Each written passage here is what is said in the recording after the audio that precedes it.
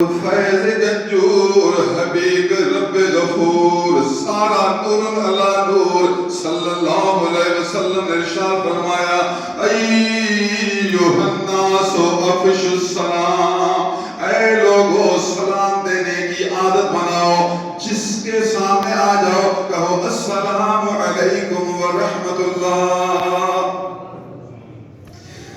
میں نے اللہ کی طرف سے آپ کے لیے دین لایا، اسلام لایا، اسلام کا یہ سبق ہے آپ کے لیے، جس جو آپ کے سامنے آئے اس سے ملاقات ہو کہو السلام علیکم ورحمۃ اللہ۔ سلام دینے کو عام بناؤ، سلام دینے کو بکھیرتے رہو، سلام کا کام یہ عام بناؤ، عام بناؤ۔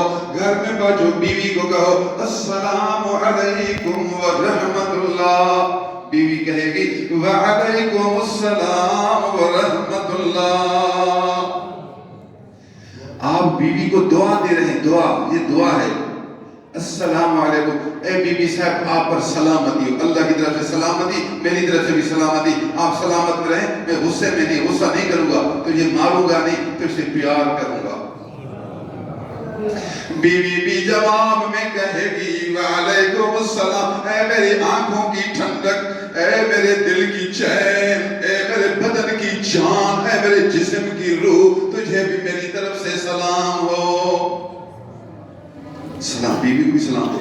گھر جاؤ، بیٹا بیٹھا السلام علیکم، ابا ہیں السلام علیکم، بھائی ہے السلام علیکم۔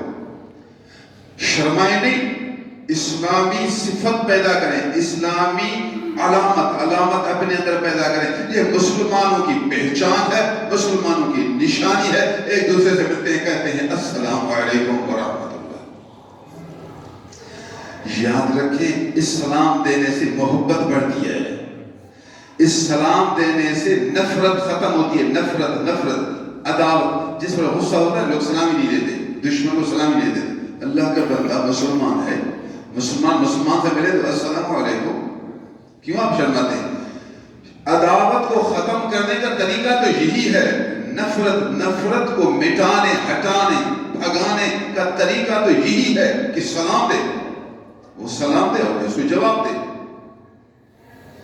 حضور صلی اللہ علیہ وسلم نے ارشاد فرمایا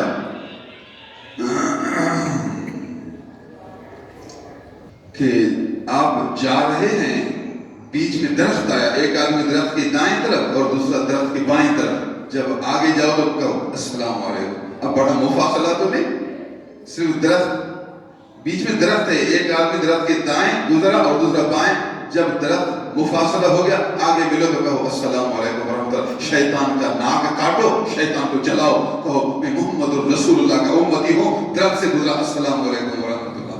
شیطان جل جا، شیطان تجھے جلانے کے لیے ہم آئے ہیں۔